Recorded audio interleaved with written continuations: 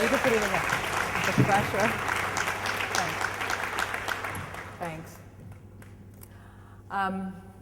Okay, so in 2006, my mother-in-law, Linda, was diagnosed with stage 4 pancreatic cancer. I know it's going to be that kind of story, but hang in there. When my husband, Bill, and I got the news that a mass had been found in her pancreas, the first thing I did was call my own mother, who happens to be a physician. And she went silent on the phone, which, if you know my mother, is a very unusual occurrence. And then she said, "That's a death sentence." Linda cried to me when she told me how scared she was of her upcoming surgery and that she felt all alone. And she was a divorced woman in her 60s. And I was surprised that she was confiding in me, because in the 10 years that I had been her daughter-in-law, we had a friendly relationship, but not an especially close one. And she said she was just so scared. So I said, "Well, you could stay with us." And she said, "Well, you don't have a guest room." And I said, "Well, I'll move my home office into the basement and you can take that room."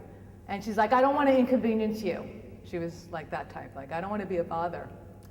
And I said, "No, really, we want you to stay with us." And she's like, "I just don't know what to do." And I said, "Linda, you could stay with us." I said it for the third time. And she didn't know whether to believe me, and I didn't know whether to believe me either, but just like that, it was settled. And she moved in September of 2006, and she was very weak, and often she was too tired to come to the phone, and she had friends and relatives that called daily, and I would speak to them, and I became her gatekeeper to the outside world. And I watched as she could only eat a single piece of toast in one sitting, and how she needed to stop and to catch her breath when she walked from my family room to my kitchen. And she would take 2 naps daily and still be in bed by 8 p.m. And my mother called a lot during this time to check in. And she said, "This is as good as it gets. You have to help her make the most of the time she has left. She's not going to last till the end of the year." And my mother is a really good doctor, so I believed her. But I didn't know what to do with it, because I couldn't tell my husband. He was praying for a miracle and making plans for a family Christmas. Christmas had always been Linda's favorite holiday. And one day she shared with me a bucket list that she had written. And number 1 on that list was blowout Christmas. Now, Linda is Catholic, and I am Jewish. And during the course of my 10-year marriage to my husband at the time, I had learned to celebrate Christmas with what can best be described as polite enthusiasm.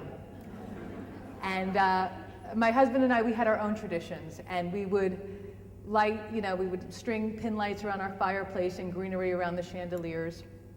And when my mother came to visit, she would complain that the lights and greenery were Christmas decorations. And when my mother-in-law came to visit, she would complain that they weren't. But if Christmas was what Linda wanted, then I was going to help her get it. And so she had made plans to have my home professionally decorated from Waterloo Gardens. Blowout Christmas. No, And, so we went to Waterloo, and usually she was weak, but the idea of shopping, kind of energized her a little bit. She loved Christmas. So we went to Waterloo, and she said to me, "Now, Terry, I only want you to buy the Christmas decorations that you feel comfortable with." And I didn't have the heart to tell her, "I'm Jewish, I'm not comfortable with any of it in my house. But I love to decorate." And, I couldn't help but think, I'm in Waterloo, everything is so gorgeous. And I thought, well, it's not really for me, it's for her. So I start getting into it. I mean, there are beautiful Christmas villages and poinsettias and lights, and we're walking around, and I'm sort of like, "Oh, this is really beautiful, and I can partake in this." And we came across this artificial white pine tree with long needles, and it had feathers in it, and birds tucked in it, and ribbons of white birch decorating it, and it looked like Mother Nature had decorated this tree herself, and it was absolutely spectacular. So we didn't even look at the price tag. We're like, "Put it on the tab, we're taking it." And so we did that with a bunch of stuff. We just went a little nuts. And the Christmas decorator came to my house a couple of days later, because he had to take pictures of all the rooms in my house so he could plan the installation. It was that big a deal. And so Linda's going on to room and telling him, and she gets to my dining room and she's like, and we need a Hanukkah thing. I definitely want a Hanukkah thing. We should do Hanukkah here in the dining room because it's very important. And I didn't have the heart to say, you know, Hanukkah's really not that big a deal at all. It doesn't even compare to Christmas. But I could tell is so important to her. So I'm like, yes, Hanukkah, right? And then we go outside because we had to decorate the outside of the house too. And he's planning, you know, 2 wreaths on the door and the lighted poinsettias. And my house has a very big sloping roof. And I said, you know, that would be a really great place for a giant Santa and sleigh and reindeers. Because by now I'm totally bought. I'm doing the whole thing. And she said, well, that's a little tacky, isn't it? She was very classy. And I said, yeah, but it's fun. And she said, well, at least I'll see it from above. And it was the first time she had referenced her own dying. And I wish I had said something to her because it seemed like she wanted to talk about it. And, you know, I don't have many regrets, but I really regret that I didn't say, are you scared? Or do you have any regrets of your life? I just didn't know what to say. So I kind of shrugged and pretended I didn't even hear it. And then 2 days later, I had like boxes and boxes of stuff in my garage that said like nativity and lights and ornaments and all this stuff, you know, waiting to be installed in my house. And my mother came to visit, which she did often. And she looks around and she sees everything. And she's like, is this what I think it is? And I kind of just shrug. I mean, you know, no hiding it.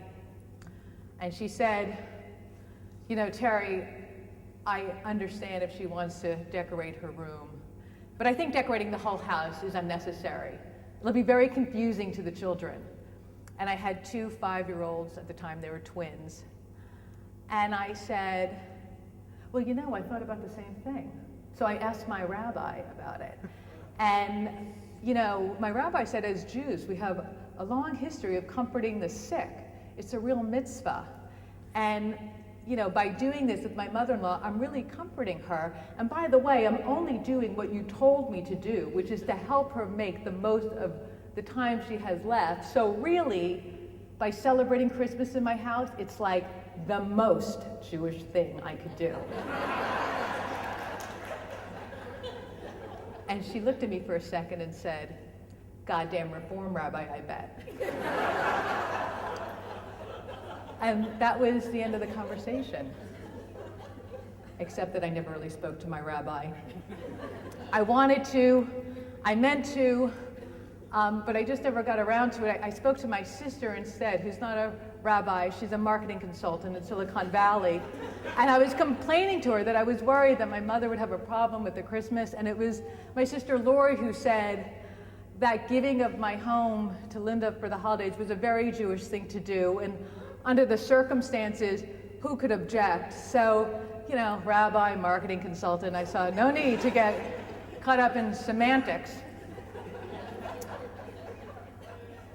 And 2 days after that conversation, Linda caught an infection and she went into the hospital, and we never did have our chance to have our blow-up Christmas. She died on November 20th of that year. And, you know, when I think back to that time now, what comes to me most is not how sad it was, but just how lucky we were to have her live with us in those last few weeks. Like really, really lucky. And even though I don't have the Santa on the roof, I have faith that she's watching.